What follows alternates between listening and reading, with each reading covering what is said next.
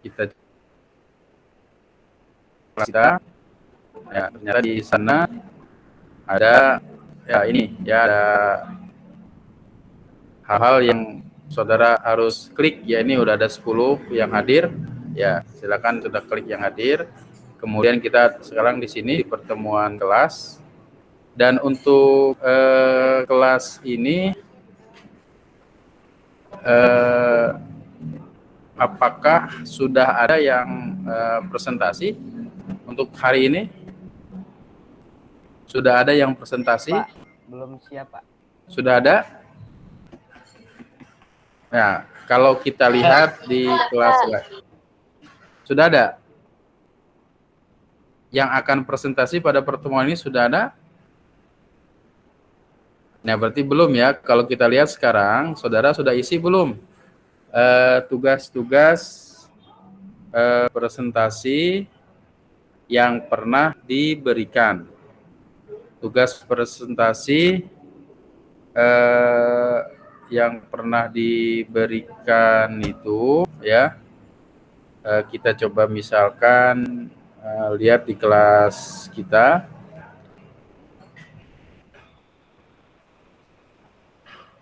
Nah, ini ada pertemuan kelas, daftar hadir, pertemuan 1, pertemuan kelas,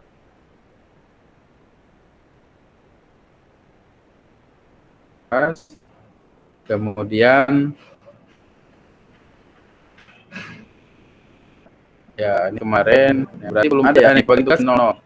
Kita lihat di sini bagian tugas ini. Jadi saudara itu bisa mengklik ya, di poin 00 itu ada yang sudah diberikan. Jadi saudara nanti menulis di sini ya ke bawah nama saudara, berarti hari ini kita bahas tentang Pancasila sebagai falsafah dan dasar negara. Nanti saya akan membahas. Berarti saudara nanti akan membahas dari tema 2. Nah, silahkan nanti pada tema 00 di kelas, tema 00 di kelas itu saudara klik ya. Karena emailnya yang sudah saya berikan ya. Emailnya saya sudah berikan dan saudara bisa masuk ke di sini, ke link sini, di link 00 ya. Nah, hari ini coba saya akan membahas tentang Pancasila sebagai falsafah. Ya, Pancasila sebagai falsafah.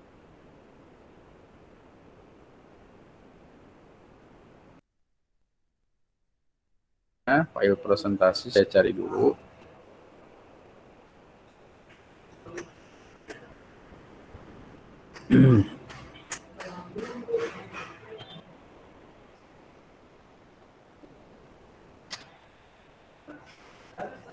Nah, ini Civic Education.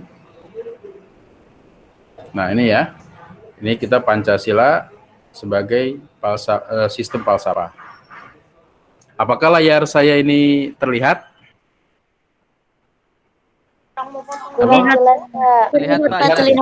Terlihat ya. Kita mencoba belajar tentang Pancasila sebagai sistem filsafat.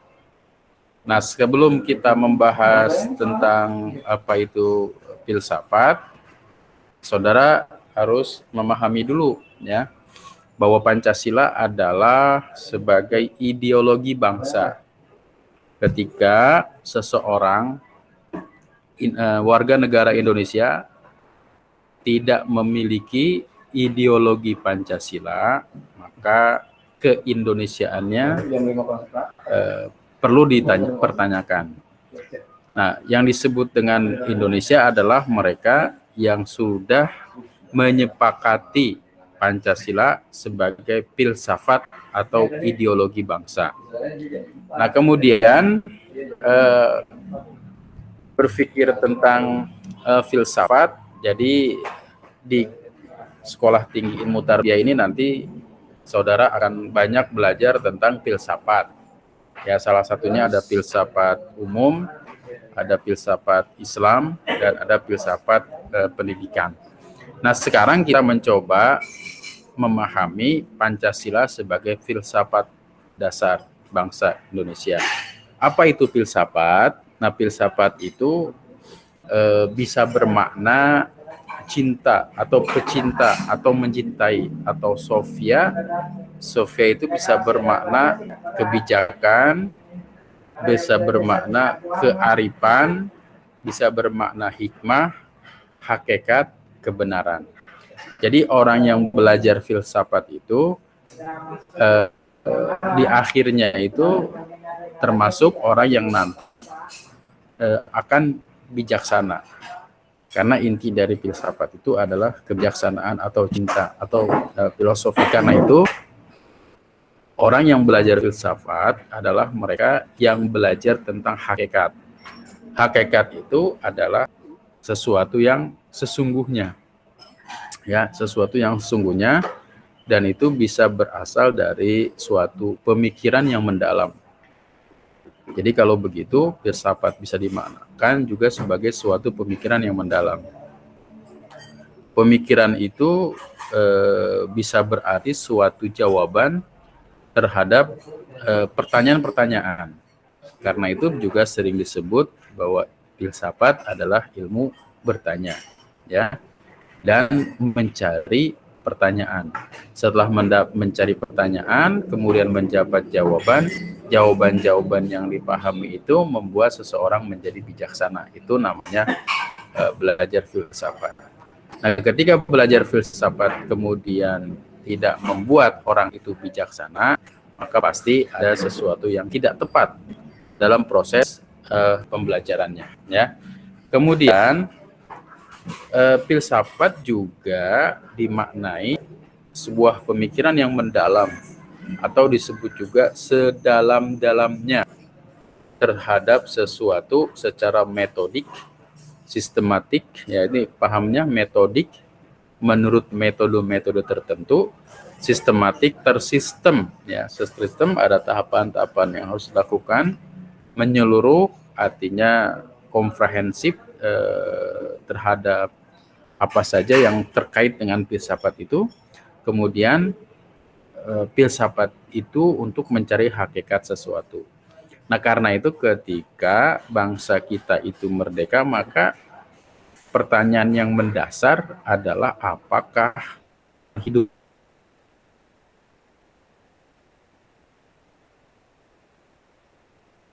kita, bangsa Indonesia ini sebagai bangsa yang baru merdeka pada saat itu.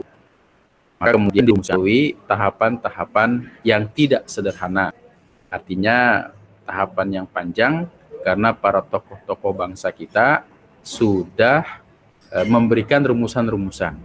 Rumusan-rumusan itu mereka dialogkan, musyawarahkan, sehingga terciptalah Pancasila. Pada saat itu sila pertamanya adalah ketuhanan dengan kewajiban menjalankan syariat Islam bagi pemeluknya. Yang kedua, ketiga, dan 4, 5 itu sama. Tetapi selang beberapa hari kemudian, ketuhanan dengan kewajiban menjalankan syariat Islam bagi pemeluknya itu yang disebut dengan Piagam Jakarta atau di Jakarta Charter dihilangkan, diganti menjadi kalimat yang bisa diterima oleh semua golongan. Dengan kalimatnya atau katanya adalah ketuhanan yang Maha Esa. Nah, itu makna filsafat, ya. Jadi filsafat itu bisa bermakna berpikir mendalam, mencari hakikat. Setelah itu ditemukan, maka membuat orang bijaksana, ya. Bijaksana dalam tindakan, bijaksana dalam perbuatan,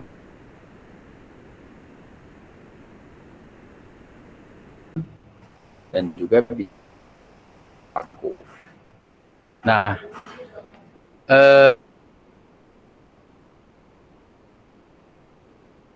filsafat, ya, pada kenampakan sesuatu yang bisa dilihat, bisa diraba dan lain sebagainya, ya, yang terjangkau oleh panca indera dan akal. Maka orang yang berfilsafat itu adalah orang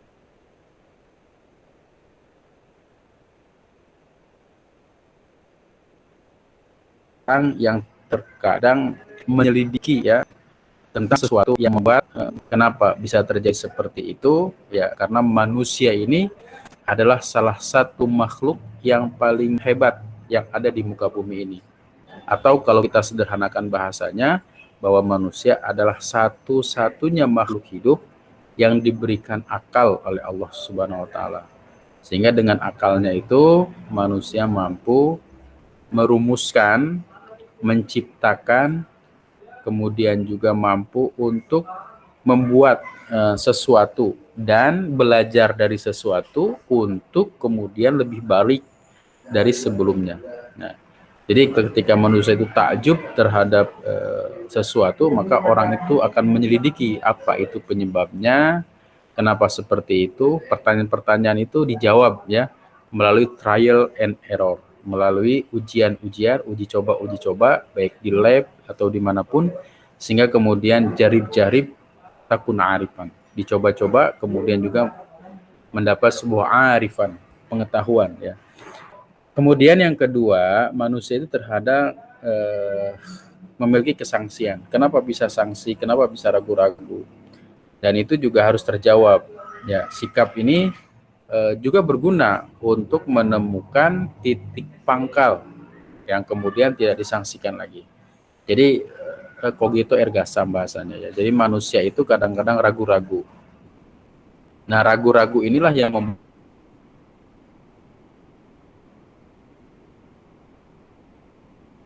manusia itu penasaran, kemudian mencoba menjawab akan masalah dari keraguan itu.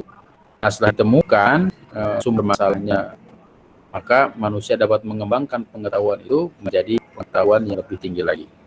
Nah, kemudian juga orang bisa berfilsafat, bisa berpikir karena adanya kesadaran akan keterbatasan. Ya, manusia itu adalah makhluk yang serba terbatas. Di samping manusia memiliki kehebatan, manusia juga makhluk yang terbatas. Panca indera makhluk terbatas. Tidak mungkin manusia itu bisa melihat sesuatu yang gaib, karena gaib itu artinya tidak tampak, tidak terlihat. Karena tidak tampak, tidak terlihat, maka dia bukan termasuk kajian dari filsafat. Ya. Walaupun nanti dalam proses pembelajaran selanjutnya, ya filsafat itu bisa beragam ya, beragam pemahamannya. Nah, selanjutnya kesadaran itu bahwa manusia itu makhluk terbatas, tapi manusia sampai saat sekarang belum mengetahui batasnya itu di mana. Ya. Seperti manusia menjelajah angkasa luar, manusia menjelajah. Orang bilang di atas bumi ada langit, tapi sampai saat sekarang orang belum menemukan yang dimaksud dengan langit itu apa. Karena sudah bertahun-tahun orang naik ke atas ya menggunakan pesawat tercanggih, belum mentok itu yang namanya langit. Kalau begitu kekuasaan Tuhan begitu luas. Nah, ini juga salah satu menjadi poin dari kesadaran manusia akan kekuasaan Tuhan. Nah, kemudian juga berkait dengan filsafat, maka filsafat itu sebagai objek ya kegiatan olah pikir manusia, menyelidiki yang sesuatu yang tidak terbatas, yang ditinjau dari sudut isi atau substansinya. Kemudian filsafat itu juga dapat dibedakan menjadi objek material filsafat, objek formal filsafat. Nah, ini ada objek material filsafat, yaitu tentang segala sesuatu baik yang bersifat material konkret ya. Itu jadi objek filsafat itu sesuatu yang konkret. Konkret itu artinya bisa dilihat, bisa diraba, ya, tidak gaib. Kebalikan dari konkret adalah gaib. Kemudian benda-benda, binatang-binatang lain sebagainya ya, itu termasuk objek dari material filsafat. Nah, kemudian yang lainnya itu ada juga objek formal.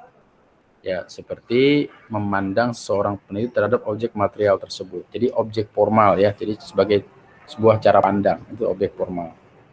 Nah, kemudian juga dalam berfilsafat itu ada yang namanya ontologi ya, epistemologi dan aksiologi. Jadi manusia itu tiap hari mulai dari lahir mungkin ya, atau mungkin setelah dia sadar akan sesuatu atau berakal, maka manusia itu akan bertanya, who am I? Siapa itu manusia? Pertanyaan-pertanyaan tentang manusia sampai hari ini mewujudkan pengetahuan-pengetahuan, baik itu pengetahuan filsafat, antropologi, sosiologi, dan ilmu-ilmu lainnya. Tetapi kemudian orang akan kembali lagi ke pertanyaan siapa itu manusia. Tentang menjawab dirinya sendiri aja, manusia tidak tahu. Maka kemudian manusia membutuhkan pemikiran filsafat, atau dalam bahasa agama itu manusia termasuk orang, sosok atau makhluk yang membutuhkan akan adanya sesuatu yang maha. Sesuatu yang maha itu adalah Allah Subhanahu wa taala. Nah, itu bisa kita definisikan seperti itu. Nah, kemudian terkait dengan filsafat juga, filsafat itu ada metodologi filsafat ya. Bagaimana cara berpikir, bagaimana cara mendapatkan pengetahuan, bagaimana bahwa manusia itu ragu-ragu kemudian menjadi sebuah. Kemudian juga ada ilmu logika yang mensyaratkan bahwa pemikiran itu memiliki alur ya, aturan-aturan tertentu. Jadi misalkan logika itu setiap ada telapak kaki pasti ada pernah menginjak di situ. Setiap yang keluar dari dari manusia itu pasti pernah melalui atau sesuatu yang pernah dimakan oleh manusia gitu ya. Itu logika. Bumi ini ada, maka pasti ada yang menciptakan. Tidak mungkin sesuatu itu hadir sendirinya tanpa disebabkan oleh sesuatu yang lain. Maka kalau berpikir seperti itu, ada tasalsul, menyambung bahwa manusia ini tidak berdiri sendiri, dia itu ada silsilahnya, keturunan-keturunannya. Dan itu ada penyebabnya, ada sebab, ada penyebab, ada sebab, ada penyebab, ada sebab, ada penyebab, terus begitu, maka akan mewujudkan yang namanya penyebab utama. Nah, penyebab utama itu siapa? Itu adalah sesuatu yang tidak bisa didahului oleh ketiadaan. Jadi adanya itu kekal. Nah, itu pemikiran logika tentang keberadaan manusia atau keberadaan alam. Nah, kemudian yang selanjutnya adalah etika. Nah, etika ini berkaitan dengan tingkah laku ya. Kita bisa melihat tingkah laku di sebuah tempat, daerah-daerah itu berbeda-beda, tetapi ada kesamaan ya. Kesamaannya apa? Misalkan harus hormat sama orang tua, harus berbuat baik terhadap saudara, hormat sama yang tua atau menyayangi yang muda, itu adalah etika. Dan itu juga bagian dari sebuah proses berpikir, walaupun nanti kemudian dibimbing oleh pengetahuan atau keyakinan atau agama. Nah, yang selanjutnya itu ada estetika. Dalam filsafat itu ada namanya estetika. Estetika itu adalah terkait dengan keindahan ya. Jadi estetika ini agak sulit untuk kita definisikan. Ya mungkin kita melihat lukisan itu, tapi bagi orang-orang tertentu lukisan itu bisa bermakna, kemudian bisa bernilai, dan kita tidak melihat itu ada nilainya. Itu estetika, subjektif ya. Ketika seseorang melihat pantai, seorang seniman melihat pantai, mungkin dia bisa melukis pantai, dan hasil lukisannya bisa menimbulkan atau bisa menghasilkan uang. Ketika seorang penyanyi melihat pantai, mungkin dia bikin lagu tentang pantai, dan itu bisa terdengar oleh nyaman orang yang lain, sehingga orang lain takjub terhadap seni yang ada pada orang tersebut ya. Itu kaitan dengan filsafat, ada etika, ada estetika. Kemudian banyak sekali aliran filsafat ya. Nanti saudara bisa baca, akan saya sampaikan di materi ini di Google Classroom.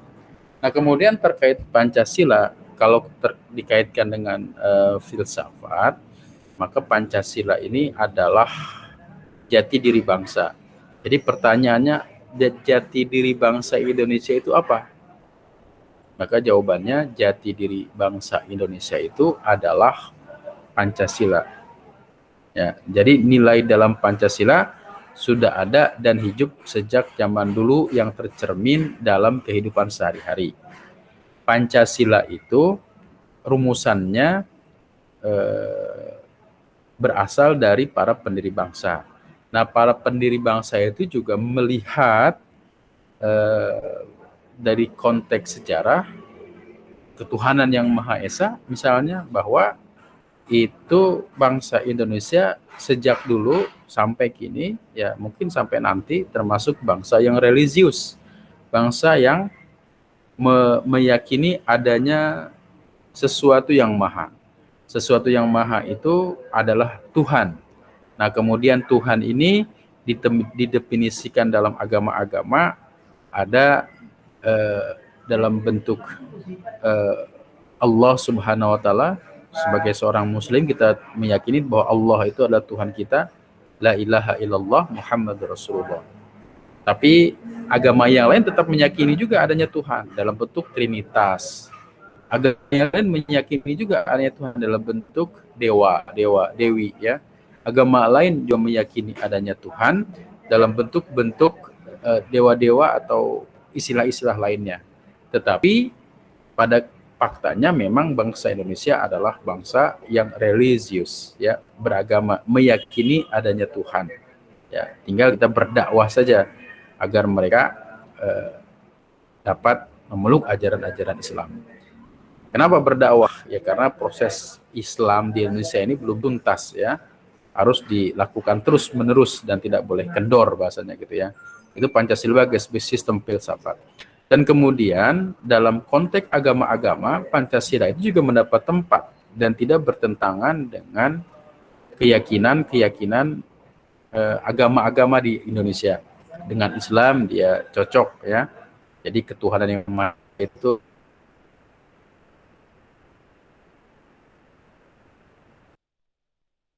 dalam Islam dimaknai sebagai konsekuensi dari tauhid kepada Allah Subhanahu.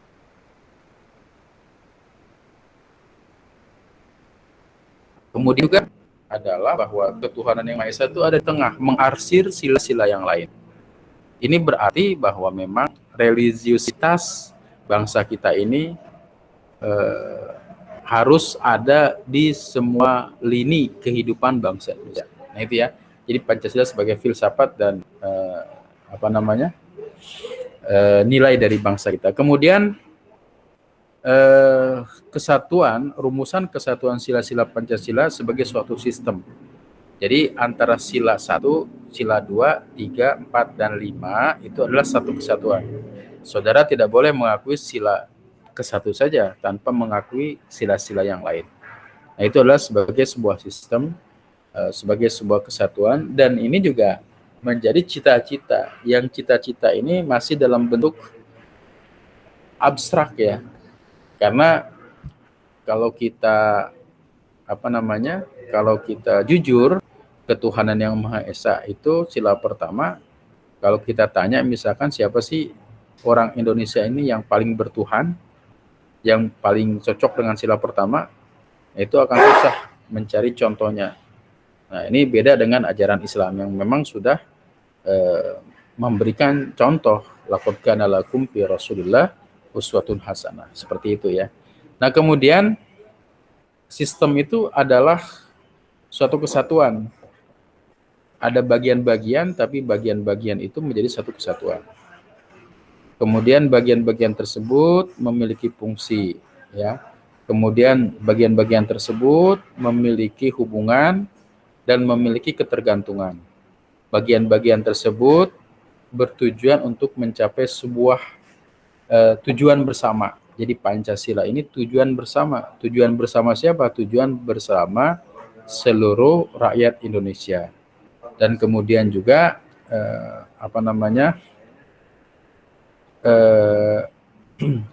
sistem itu menjadi sesuatu lingkungan yang kompleks, ya, lingkungan yang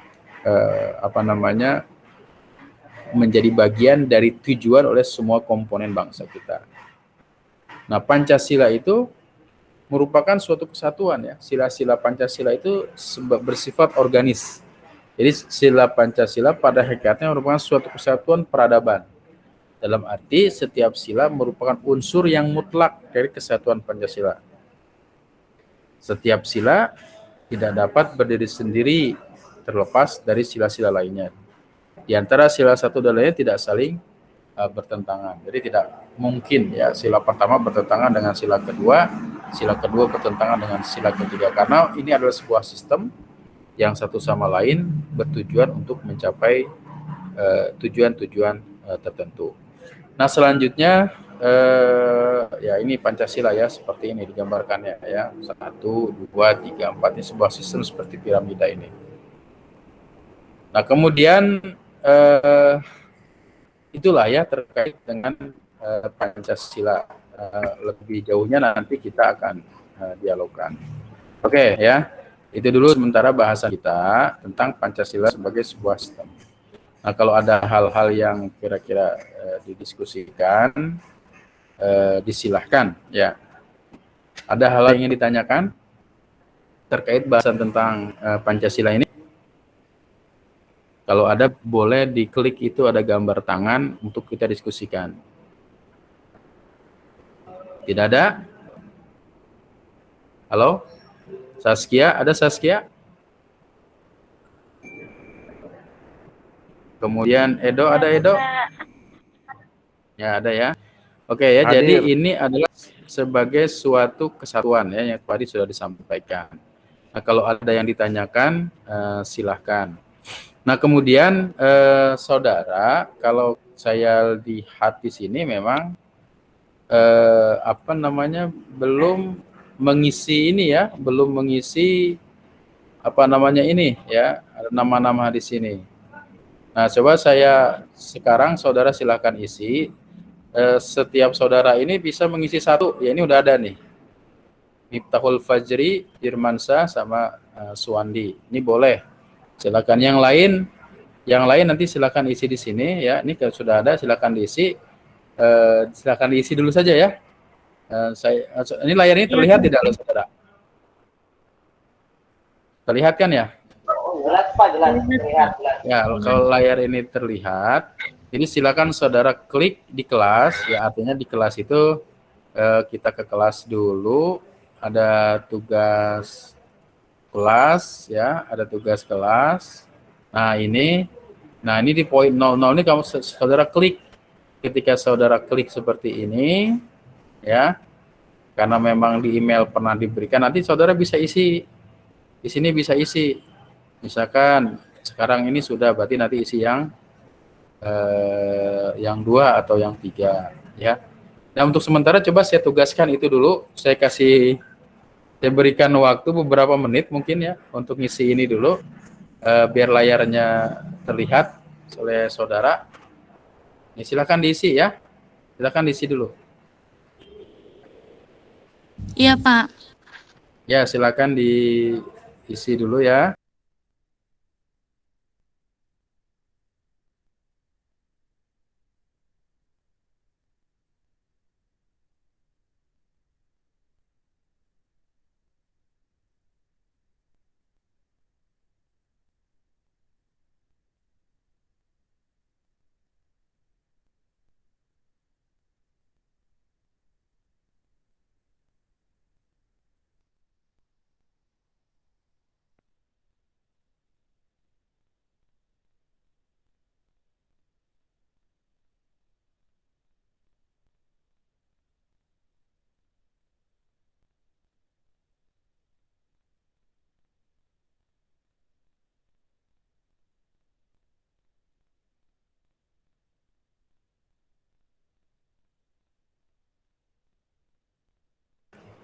Nanti kalau ada kesulitan, silakan ini ya, saudara hanya bisa memilih saja, silakan, kemudian klik tugas yang sesuai, silakan.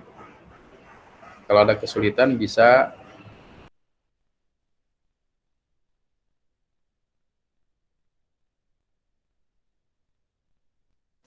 Pak itu gimana Pak ngisinya?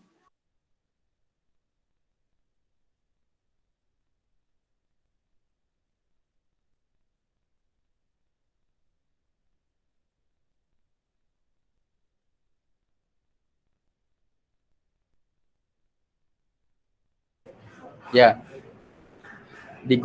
silakan saudara ke Google Classroom dulu. Nah, di Google Classroom ini Kemudian nanti ada kosong-kosong, ada tugas ya. Seperti misalkan saya buka dulu nih. Ya, nanti ada ini ya. Ada tugas civic education. Di sini kan ada 02, 1 kita pilih yang ini. Yang 00. Kemudian klik ini, tugas. Nah, tugas kan saudara sudah menjadi anggota kelas, masuk dengan akun Gmail-nya. Setelah itu, saudara nanti akan presentasi, temanya sudah ada nih. Ya, temanya sudah ada, tinggal saudara isi di nama mahasiswa presentasi. Ini sudah ada yang mengisi, berarti sudah ada yang bisa ya. Nah, ini ada yang mengisi itu, Miftahul Fajri.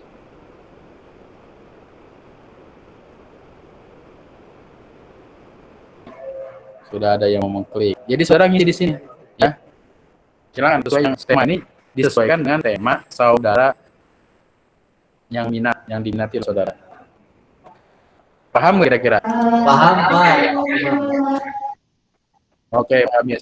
Silakan. Kalau paham saya akan tayangkan. Saya kasih waktu. Bapak, saya nggak bisa nulisnya. 5 atau 10 menit ya.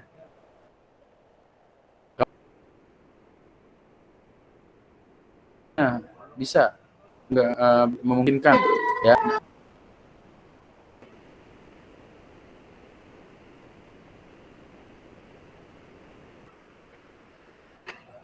Nah, di sini ada beberapa orang tuh ya, artinya orang lain ini sudah bisa masuk di sini.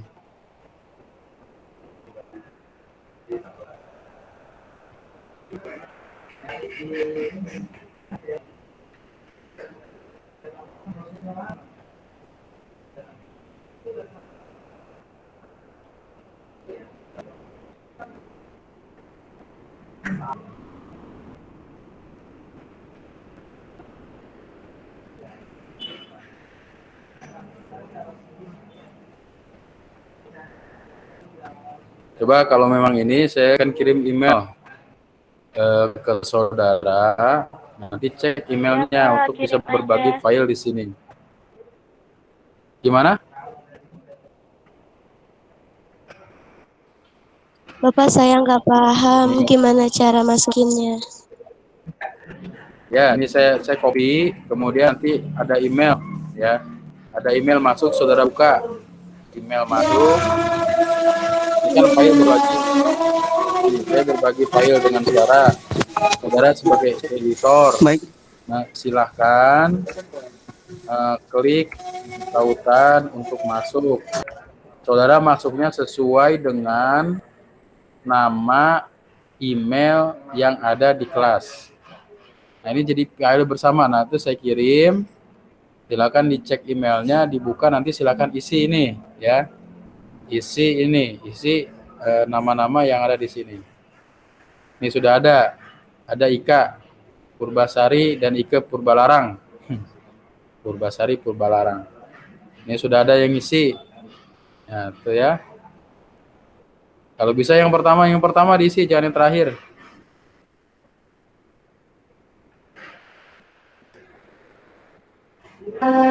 Mohon maaf Pak, mungkin kan kita sebelumnya sudah mengelis di grup masalah tema. Jadi mungkin kita bantu masukkan ke sini, boleh ya Pak? Ya silakan, nggak apa-apa. Oh, Masukkan baik, aja. Pak. Baik Pak, Silakan siap. masukkan saja, nggak apa-apa. Atau salah satu yang mau masukkan silakan, nggak apa-apa. Siap. Baik Pak, siap, makasih. Yo, terima kasih.